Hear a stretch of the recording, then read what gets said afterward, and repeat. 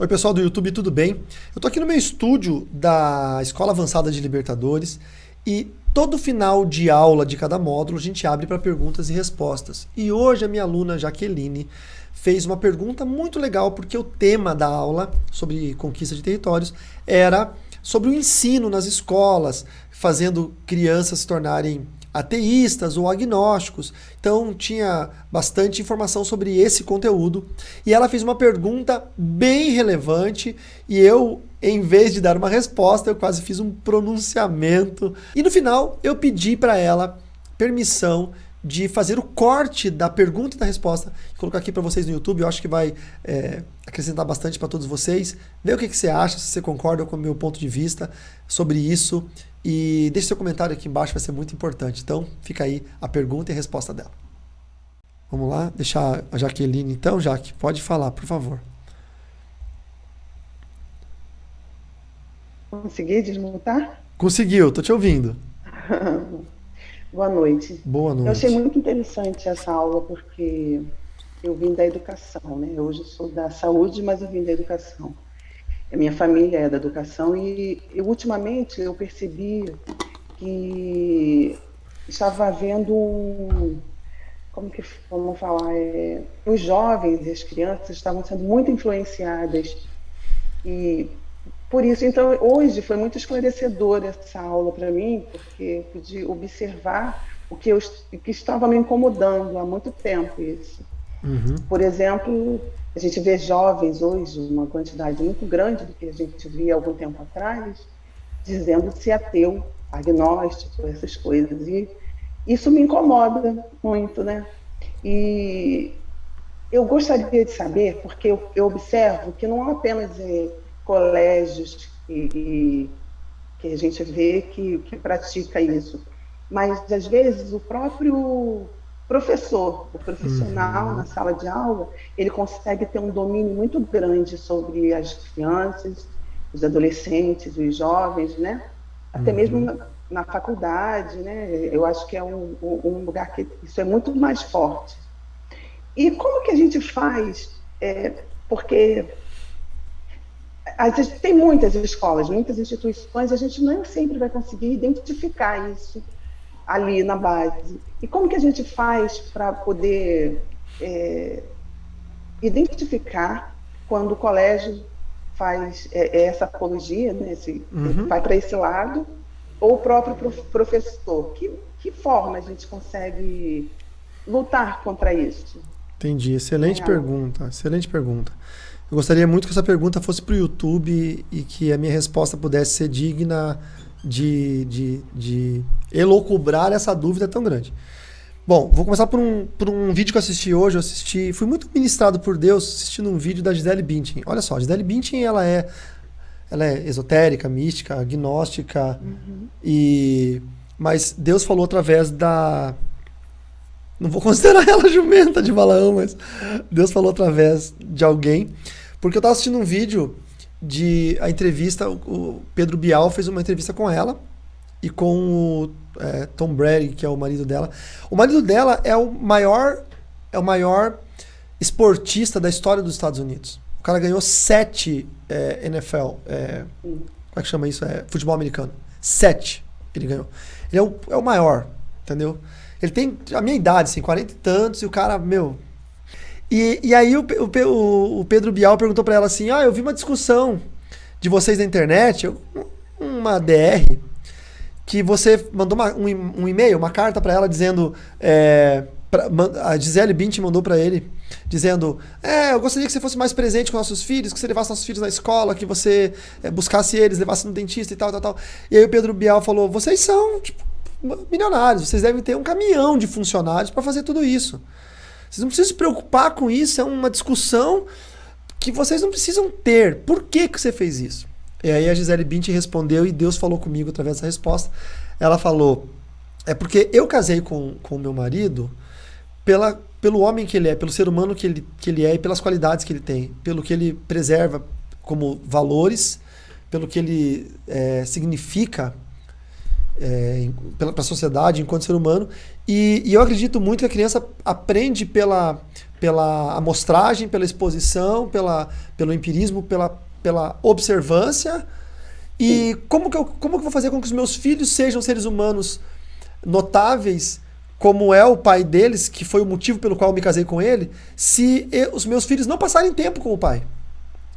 Então, independente se nós temos dinheiro e um caminhão de funcionários, eu preciso que os meus filhos vão para a escola com o pai levando. Eu preciso que os meus filhos vejam o pai, conheçam, saibam. Daí ela contou uma história. Ela falou assim: eu não preciso explicar para o meu filho o tempo que uma cenoura demora para crescer, porque ele sabe que a cenoura demora 4 semanas, depois coloca a semente no chão, e o alface são 3 semanas, porque eles plantam em casa. Nós temos uma horta em casa e eles plantam. Então, o que alguma criança precisa aprender na escola, eles não precisam, porque para eles é comum. Eles têm a vivência de plantar cenouras e eles aprendem com a vivência. E ela disse: eu quero que eles aprendam com a vivência com o pai. E aí, pau, veio Deus falando comigo e bate muito com a sua pergunta. Por que as crianças, os adolescentes, os jovens hoje se dizem muito agnósticos? Por erro generalizado. Primeiro, o erro das igrejas em fazer culto para criança, culto para adolescente, culto para jovem. Você separa os filhos dos pais dentro da igreja. Então os filhos nunca verão os pais dentro da igreja. Os filhos nunca vão ver o pai cultuando a Deus. Porque enquanto o pai estiver cultuando a Deus no templo, o filho vai estar numa salinha, numa creche infantil, que não está sendo culto. Esse é o primeiro grande erro da igreja. Tá? O segundo grande erro é que hoje tem muito acesso à internet, tem muito culto online, né? E aí os pais às vezes estão assistindo um autor, ou um pregador, ou um pastor, e os filhos estão assistindo outra coisa, então eles não estão consoantes na mesma visão de reino, na mesma visão de Bíblia, na mesma visão de evangelho, porque cada um tem o seu preferido, né? Por que os jovens estão se tornando ateus, agnósticos? Porque eles não têm experiência nem com Deus e nem com seus próprios pais. Eles não conseguem, eles não veem. Nós tivemos um menino na nossa igreja, eu vou até falar o nome dele porque eu gosto de citar esse nome, Alisson. O menino era terrível. O menino era tão terrível que um dia ele me mordeu no braço, ele me deixou uma marca no braço, eu peguei o braço dele e mordi ele. Aí ele foi chorando pro pai dele e ele falou assim: pai, o pastor me mordeu. E o pai dele veio e falou: imagina, filho. Filho, você é muito mentiroso, o pastor nunca te morderia. E aí eu falei: mordi teu filho me mordeu, o que ele fez aqui. O menino era terrível. Só que um dia esse menino foi lá em casa e a gente foi comer. Eu não me lembro que refeição que era. E aí a Francine, uma boa educadora que ela é cristã e uma boa mãe, ela falou: Alisson, você gostaria de fazer oração? Ele tinha uns 8 anos de idade. E o Alisson falou: gostaria sim, pastora. E ele fez uma oração extraordinária com 8 anos de idade. Extraordinária. E no meio da oração dele, pela comida, ele também orou pelo pastor Carlos, pela pastora Francine, orou por uma série de coisas. E quando ele terminou, assim, a Francine estava assustada. E ela falou: Alisson, você aprendeu a orar desse jeito aonde? E ele falou: não, pastor, eu não aprendi com ninguém. É que eu vejo meu pai orar assim todo dia. Então, sabe, o que está faltando para essa geração, Jaqueline e todos os demais alunos, é isso. Essa geração não comunga mais com os pais da mesma fé. Não andam mais na mesma igreja, não vão mais no mesmo culto, chega na igreja jovem para um lado, pai para o outro. Eles não vão mais com o mesmo carro, porque os jovens ou vão de Uber, porque o horário do culto dos jovens é antes do horário do culto dos velhos, ou voltam com os amigos para comer alguma coisa depois do culto, que é tudo muito bom. Eu estou falando aqui da formatação religiosa, não estou falando da vida social.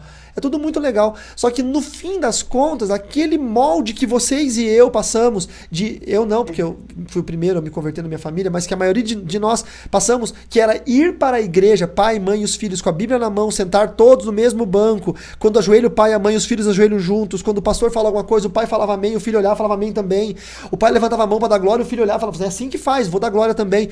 E isso foi crescendo. Então esses filhos que viram os pais adorar a Deus se tornaram adoradores. Os filhos que não viram os pais adorarem a Deus se tornaram aquilo que eles viram.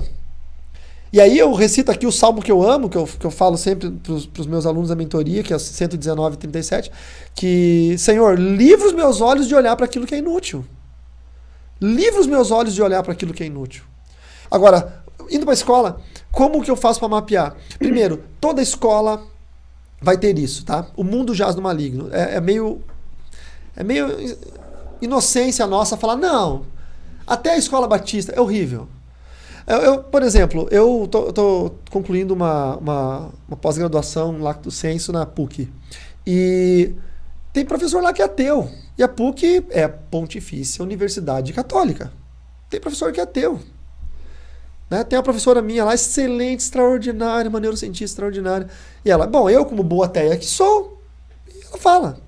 Então, assim, é muito inocente a gente achar que até numa escola católica ou numa escola evangélica, todos serão uma bênção, entendeu? Então, nós temos que ficar vigilantes. Aquilo que eu falei, a primeira normativa de Deus é vigiai, a segunda é orai.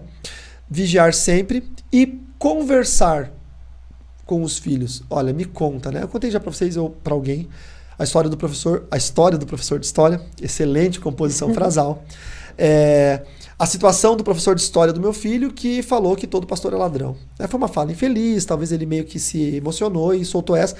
E aí o meu filho voltou para casa extremamente chateado porque o professor tal, que ele mais gostava, meu filho queria ser professor de história, talvez ainda queira, falou que todo pastor é ladrão e caramba, ele cresceu vendo o pai dele se ralando de trabalhar, o pai dele sendo pastor voluntário, sem receber um salário. Meu filho voltou para casa arrebentado, poxa vida, o que aconteceu, Matheus? Não, o professor falou uma coisa que eu não gostei, o que o professor falou? O professor falou isso. Nossa. Gente, eu não fui batizado em chá de camomila. Me ferveu. Eu fui na escola, chamei a diretora, falei, eu quero falar com a senhora sobre esse episódio, assim, assim, assim. A senhora me permite falar com o professor? Daí ela falou, permito. Inclusive é até bom que você vai falar com ele, porque ele é jovem, impetuoso. E aí um pai falando com ele, eu sei que o senhor vai falar com respeito, educação. A professora deu, né? Me condicionou, né? Skinner me condicionou. Eu sei que o senhor vai falar com educação e tal, mas vai ser bom para ele. Subi orando a Deus, falando, Senhor, me controla. Eu não orei o Salmo 144, desce minhas mãos para a guerra, meus dedos para a batalha.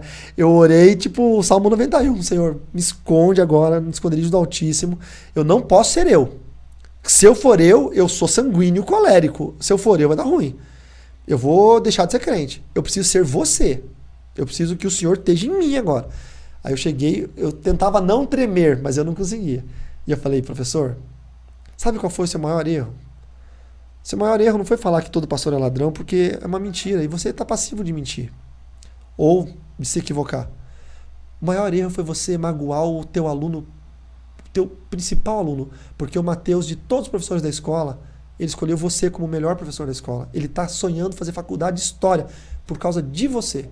O teu maior erro não foi me ofender, porque quando eu assumi um posto de pastor, eu assumi para ser ofendido, porque nós somos a vergonha da cruz.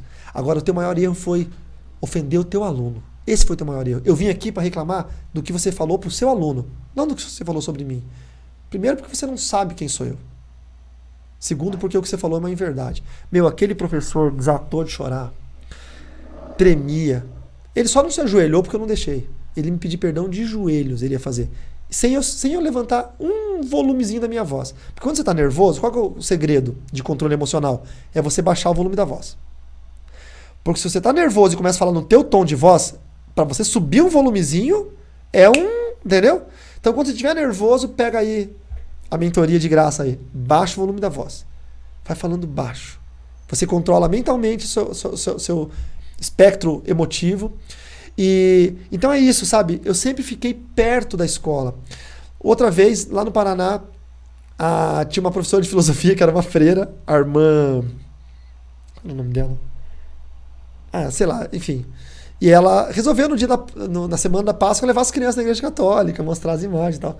Não pode tirar as crianças da escola, não pode levar numa igreja, não podia levar numa igreja evangélica também, não podia levar em lugar nenhum. Como é que você vai levar uma criança? Tinha um menino muçulmano, tinha um menino que era evangélico, tem um menino umbandista, como é que você vai levar na igreja católica, sem o pai assinar um termo? Tira a criança da escola, passa pela rua. A igreja era do lado da escola, mas tem que andar na calçada, tem que...